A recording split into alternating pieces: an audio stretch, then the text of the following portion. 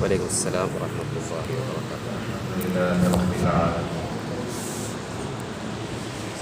വസല്ലി വസല്ലിം അലാ റസൂലിക സയ്യിദിനാ മുഹമ്മദിൻ വഅലാ ആലി സയ്യിദിനാ മുഹമ്മദ്. അല്ലാഹുമ്മ സ്വല്ലി അലാ സയ്യിദിനാ മുഹമ്മദ്. സത്യവിശ്വാസികളായ റമദാനിലെ ഏറ്റവും പ്രധാനപ്പെട്ട 10 ദിവസങ്ങൾ മാത്രമാണ് നമ്മുടെ മുന്നിൽ അവശേഷിക്കുന്നത്. കഴിഞ്ഞ 20 ദിവസം റമദാനിനെ എത്രത്തോളം ഉപയോഗപ്പെടുത്താൻ നമുക്കൊക്കെ കഴിഞ്ഞു എന്നുള്ളത് സ്വന്തമായി ആലോചിക്കുകയും തിരുത്തേണ്ടതൊക്കെ തിരുത്തുകയും ജീവിതത്തിൽ കൂട്ടിച്ചേർക്കേണ്ടതൊക്കെ ഈ ഒരു 10 ദിവസത്തിലെങ്കിലും കൂട്ടിച്ചേർക്കാനുമാവണം. പലരും ഇങ്ങനെ റമദാൻ എന്നുള്ളത് 5 വക്ത് നിസ്കാരം മുടങ്ങാതെ നിസ്കരിക്കുകയും നേരം വെളുത്തത് മുതൽ വൈകുന്നേരം വരെ പട്ടിണി കിടക്കുകയും രാത്രിയിലെ ഒരു തറാവീഹിൽ മാത്രം ഒതുങ്ങുന്ന റമദാനാണ് വലിയ ഒരു വിഭാഗം ആളുകളുടെയും റമദാൻ. ഒരു ദിവസത്തിൽ ഇതിനെല്ലാം കൂടി സമയം മാറ്റിവെച്ചാലും പിന്നെയും അവശേഷിക്കുന്ന കുറെ സമയങ്ങളുണ്ട്. റമദാനിൽ നമ്മുടെ ശരീരം പട്ടിണി കിടക്കുമ്പോൾ തന്നെ നമ്മൾ സൂക്ഷിക്കേണ്ടതും ചിന്തിക്കേണ്ടതുമായ കുറെ കാര്യങ്ങളുണ്ട്. പലപ്പോഴും ഒന്നിനെ കുറിച്ചും പലരും ബോധവാന്മാരല്ല എന്നതാണ് യാഥാർത്ഥ്യം. ജമാഅത്തുകളിൽ പോലും ശ്രദ്ധ ചെലുത്താതെ ഈ റമദാൻ കഴിഞ്ഞു പോയ ആളുകളുണ്ടാവും. ഈ 20 ദിവസത്തെ എല്ലാ ജമാഅത്തും നമുക്ക് കിട്ടിയിട്ടുണ്ടോ എന്ന് സ്വന്തമായി ആലോചിച്ച് നോക്ക്. ഈ 20 ദിവസത്തെ എല്ലാ ജമാഅത്ത് നിസ്കാരങ്ങളെങ്കിലും ഈ 20 ദിവസത്തെ ഫർദിന്റെ കൂടെയുള്ള റവാസിബുകൾ എത്രമാത്രമാണ് നമുക്കൊക്കെ ശ്രദ്ധിക്കാൻ കഴിഞ്ഞത്? ഇനിയുള്ള 10 ദിവസം ഇതുപോലെയൊന്നും ആകരുത്. ഹബീബായ നബി സല്ലല്ലാഹു അലൈഹി വസല്ലമ എല്ലാ കാര്യങ്ങളും മാറ്റിവെച്ച് ഇബാദത്തിന് വേണ്ടി മാത്രം തിരഞ്ഞെടുത്ത 10 ദിവസമാണ് റമദാനിലെ അവസാനത്തെ 10 ദിവസം. ഇഅ്തികാഫിന് വേണ്ടി മാറ്റിവെക്കും, ഇബാദത്തുകൾക്ക് വേണ്ടി മാറ്റിവെക്കും. മഹാനായ നബി സല്ലല്ലാഹു അലൈഹി വസല്ലമയെ കുറിച്ച് സയ്യിദുനാ അലി ഇബ്നു അബീ ത്വാലിബ് തങ്ങൾ പറഞ്ഞിട്ടുണ്ട്. റസൂലുള്ളാഹി സ്വല്ലല്ലാഹു അലൈഹി വസല്ലം അവസാന കാലമായ റമദാനിന്റെ അവസാനത്തെ 10 ആയാൽ അലി റളിയല്ലാഹു അൻഹുവിന്റെ വീടിനെ മുട്ടിയിട്ട് ചോദിക്കുമായിരുന്നു, അലാ തഖൂമാനി ഫതുസല്ലിയാൻ. ഫാത്തിമ ബീവിയും അലിയാർ തങ്ങളും കിടന്നിറങ്ങുന്ന വീടിനെ മുട്ടും. എന്നിട്ട് ചോദിക്കും, എഴുന്നേറ്റ് നിസ്കരിക്കാൻ സമയമായില്ലേ? രാത്രിയിൽ വളരെ കുറഞ്ഞ സമയം മാത്രം ഉറങ്ങുകയും ബാക്കി സമയമൊക്കെയും ഇബാദത്തിന് വേണ്ടി മാറ്റിവെക്കുകയും ചെയ്യുന്ന സ്വഭാവം അവസാന 10 നാളുകളിൽ സ്വഹാബത്തിലും താബിഈകളിലും സ്വാലിഹീകളിലും ഒക്കെ നിലനിന്ന് വന്നിട്ടുണ്ട്. നമ്മൾ പലപ്പോഴും ഈ രാവുകളെ പോലും ശ്രദ്ധിക്കാതെ പോകും. പ്രത്യേകിച്ചും ഒറ്റയിട്ട രാവുകൾ ഈ 10 ദിവസത്തിൽ ഏറ്റവും പ്രധാനപ്പെട്ട 5 രാവുകളാണ്. ഈ 5-ൽ എവിടെയോ ലൈലത്തുൽ ഖദ്റുണ്ട്. 21-ാമത്തെ രാവ് മുതൽ 29-ാമത്തെ രാവ് വരെയുള്ള 5 രാവിൽ, ഒറ്റയിട്ട 5 രാവിൽ എവിടെയോ ലൈലത്തുൽ ഖദ്റുണ്ട്. അതുകൊണ്ട് തന്നെ നമ്മുടെ പ്രാർത്ഥനയുടെ സ്വഭാവം പോലും ആ രൂപത്തിലേക്ക് മാറുമല്ലോ. അല്ലാഹുമ്മ അഅ്തിഖ്നാ മിനന്നാർ, പടച്ചോനെ എന്നെ നരകത്തിൽ നിന്ന് രക്ഷപ്പെടുത്തി തരണം. അല്ലാഹുമ്മ അഅ്തിഖ്നാ മിനന്നാർ, നരകത്തിൽ നിന്ന് എന്നെ ഞങ്ങളെ രക്ഷപ്പെടുത്തി തരണം റബ്ബേ. വദ്ഖിൽനൽ ജന്നത യാ റബ്ബൽ ആലമീൻ, ഞങ്ങളെ സ്വർഗ്ഗത്തിലേക്ക് പ്രവേശിക്കാനുള്ള അർഹതയിലേക്ക് എത്തിച്ചു തരണേ റബ്ബേ എന്ന പ്രാർത്ഥനയിലേക്ക് നമ്മുടെ ദുആഇന്റെയും ദിക്റിന്റെയും സ്വഭാവം പോലും മാറും. അതോടൊപ്പം നമ്മൾ ആവർത്തിച്ച് ചെല്ലുന്ന ദുആ ലൈലത്തുൽ ഖദ്റാണെങ്കിൽ പോലും വർദ്ധിപ്പിക്കേണ്ട ദുആ എന്ന് നബി സല്ലല്ലാഹു അലൈഹി വസല്ലം പറഞ്ഞത്, അല്ലാഹുമ്മ ഇന്നക അഫുവൻ, അല്ലാഹുവേ നീ അഫുവ. അഫു എന്ന് പറഞ്ഞാൽ എല്ലാ തിന്മകളുടെ രേഖകളും നീക്കിക്കളയുക എന്നാണ്. നമ്മുടെ മൊബൈലൊക്കെ ഡിലീറ്റ് ഫോർ എവരിവൺ അടിക്കില്ല, ആരും മെസ്സേജ് കാണരുത് എന്ന് കരുതിയിട്ട്. ഇതേപോലെ നമ്മുടെ തിന്മ നമ്മൾ ചെയ്തതിന്റെ മുഴുവൻ അടയാളങ്ങൾ പോലും നീക്കിക്കളയുക. മഹാനായ ഇമാം ഗസാലി തങ്ങൾ പറഞ്ഞത്, അത് ഹിദിയ മലായികത്തിന് പോലും അത് ഓർമ്മയില്ലാത്ത വിധം മാറുമെന്നാണ്. അഫു ചെയ്തു കഴിഞ്ഞാൽ അല്ലാഹുമ്മ ഇന്നക അഫുവൻ, അല്ലാഹുവേ നീ അഫുവ. തുഹിബ്ബുൽ അഫ്വ, അത് നിനക്ക് ഇഷ്ടമുള്ള കാര്യമാണ്. ഒരു മനുഷ്യന്റെ തിന്മയുടെ മുഴുവൻ അടയാളങ്ങളും നീക്കിക്കളയൽ. ഫഅഫു അന്നി, എന്നെ തൊട്ട് നീ അഫ്വ ചെയ്യണേ എന്ന പ്രാർത്ഥന. അതിങ്ങനെ നിസ്കാരം കഴിഞ്ഞാലും പള്ളിയിൽ ഉസ്താദ് ചൊല്ലി തന്ന ചൊല്ലാനുള്ളത് മാത്രമാവരുത്. അത് നമ്മുടെ ഹൃദയ പ്രാർത്ഥനയാവണം. ഒഴിവ് സമയങ്ങളിൽ നമ്മുടെ ചുണ്ടുകളില്ലാതെ ദിക്റുണ്ടാവണം. രാത്രി കാലങ്ങളായാലും പകലിലായാലും നടക്കുന്നത്, ഈക്കുന്നത്, കിടക്കുന്നത് എല്ലാം ദിക്റിലാവണം. അങ്ങനെ ഓരോ ദിവസവും വൈകുന്നേരമാകുമ്പോൾ സ്വന്തം മനസ്സിനോട് ചോദിക്കണം, ഇന്ന് എത്ര മിനിറ്റാ ഞാൻ ദിക്റിലല്ലാതെ നഷ്ടപ്പെട്ടു പോയത്? ദുആ ചെയ്യാതെ എത്ര ദിവസമായി, എത്ര മണിക്കൂറുകളായി എനിക്ക് കഴിഞ്ഞു പോയത്? പടച്ചവനോട് ഒറ്റയ്ക്കിരുന്ന് ദുആ ചെയ്യാൻ നമുക്ക് സമയം ഉണ്ടാവണം. പക്ഷെ ഇന്നെന്തോ പരിശുദ്ധ റമദാൻ വന്നിട്ട് പോലും വലിയൊരു വിഭാഗം ആളുകളിൽ, ഏതോ ചില ആളുകളിലെങ്കിലും ആ ഒരു ഈമാനിന്റെ ബോധം വേണ്ടതുപോലെ കയറാത്തതുപോലെയാണ് പള്ളികളും പരിസരങ്ങളും കാണുമ്പോൾ ബോധ്യമാവുന്നത്. ജമാഅത്തുകൾ പോലും അശ്രദ്ധമായി നിർവഹിക്കുന്ന അവസ്ഥ, ജമാഅത്തിന് പോലും ആളുകൾ കുറഞ്ഞു പോകുന്ന അവസ്ഥ.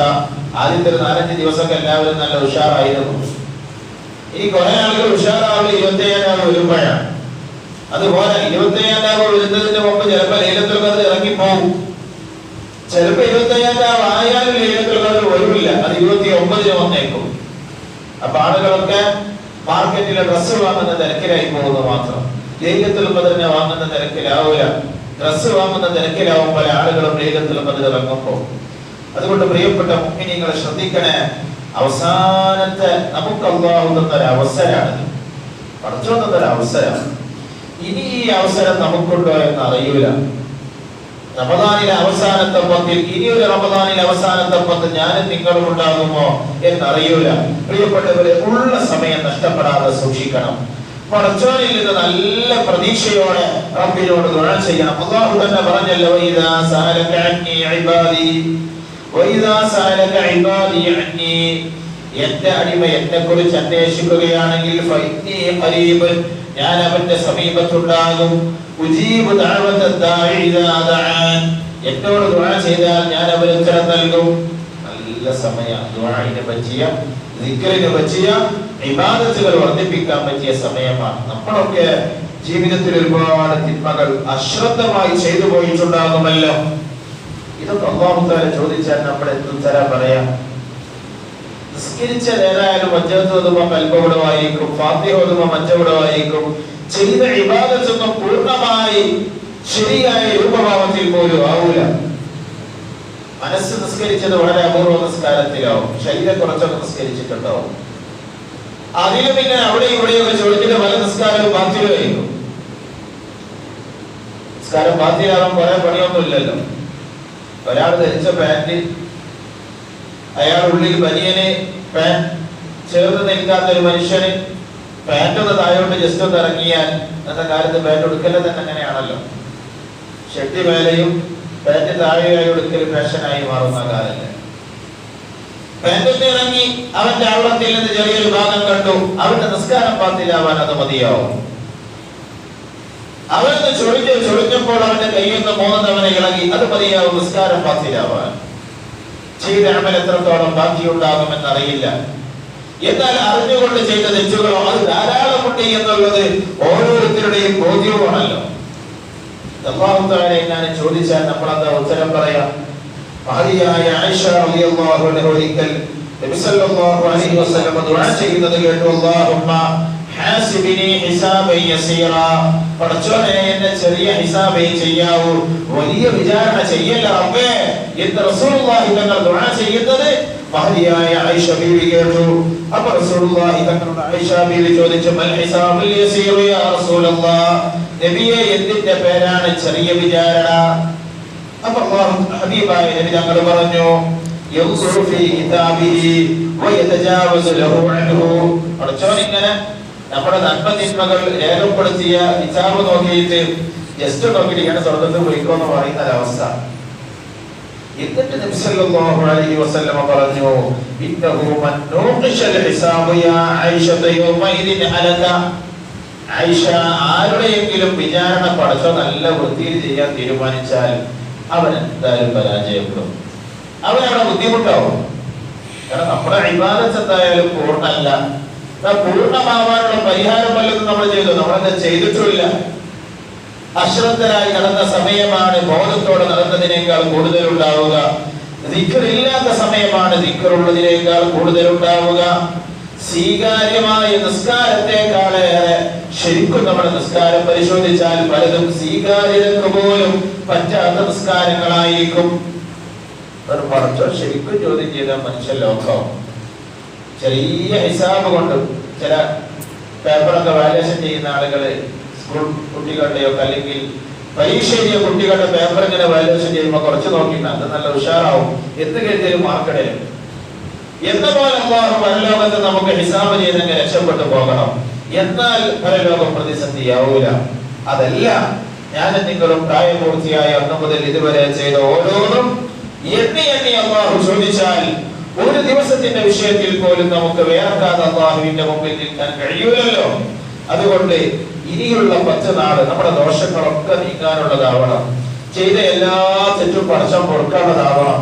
അതിന് വേണ്ടത് അല്ലാഹുവോട് തൗബ ചെയ്തുകൊണ്ടേയിരിക്കുക. കഴിയുന്ന ആളുകൾ രാത്രികളിലൊക്കെ തസ്ബീഹ് നിസ്കരിക്കുക. അതൊന്നും ഒരു 27 മാറ്റി വെക്കണ്ട. കഴിയുന്ന എല്ലാ രാത്രിയും തസ്ബീഹ് നിസ്കരിക്കുക. എന്നും കഴിയൂല, ഒറ്റപ്പെട്ട രാവിലെങ്കിലും നിസ്കരിക്കുക. ലൈലത്തുൽ ഖദ്റിനെ പ്രതീക്ഷിക്കാവുന്ന രാവുകളല്ലേ. അങ്ങനെ ഈ അവസാനത്തെ 10 നാളുകൾ രാവും പകലും അല്ലാഹുവിന് പൊരുത്തമുള്ള നമ്മുടെ ദോഷങ്ങളൊക്കെ നീങ്ങിപ്പോകുന്ന നല്ല സമയങ്ങളാവാൻ എല്ലാവരും വിനിയോഗിക്കണമെന്ന് ഓർമ്മപ്പെടുത്തുകയാണ്. അല്ലാഹു തആല നമ്മെ കബൂൽ ചെയ്യട്ടെ. നമ്മുടെ ദോഷങ്ങളൊക്കെ അല്ലാഹു പുറത്തു തരട്ടെ. ചെറുതും വലുതും പറഞ്ഞും അറിയാതെയും ചെയ്തത് അല്ലാഹുവിന് ഞങ്ങൾക്കൊക്കെ അഫ്വ ചെയ്യണേ റബ്ബേ. നീ ഞങ്ങളോട് അഫ്വ ചെയ്യണേ റബ്ബേ. പ്രശ്നം ഞങ്ങൾ ഫലസ്തീനിലെ സഹോദര സഹോദരിമാര് ഈ പരിശുദ്ധ റമദാനിൽ ഞങ്ങളൊക്കെ നോമ്പെടുത്ത് നല്ല ഭക്ഷണം കഴിക്കുമ്പോൾ പടച്ചോനെ അവരെ തലക്ക് മുകളിൽ നോമ്പ് വർഷിക്കുന്നത് ആ പടച്ചോനെ ഞങ്ങൾ അറിയുന്നത്. അല്ലാഹുവേ, നീ അവർക്ക് മോചനം നൽകണേ റബ്ബേ. നീ അവരെ സഹായിക്കണേ റബ്ബേ. നീ അവരെ ഏറ്റെടുക്കണേ അല്ലാഹ്. അവരെ അഅദാഇനെ നീ പരാജയപ്പെടുത്തണേ റബ്ബേ.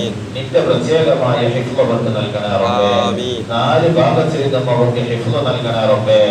അവരെ അഅദാഇനെ നീ പരിപൂർണമായി പരാജയപ്പെടുത്തി കളയണം റഹ്മാനായ റബ്ബേ. ഈ വർഷത്തെ ലൈലത്തുൽ ഖദ്ർ അറിയാനും അനുഭവിക്കാനുള്ള തൗഫീഖ് ഞങ്ങൾക്ക് നൽകണേ റബ്ബേ.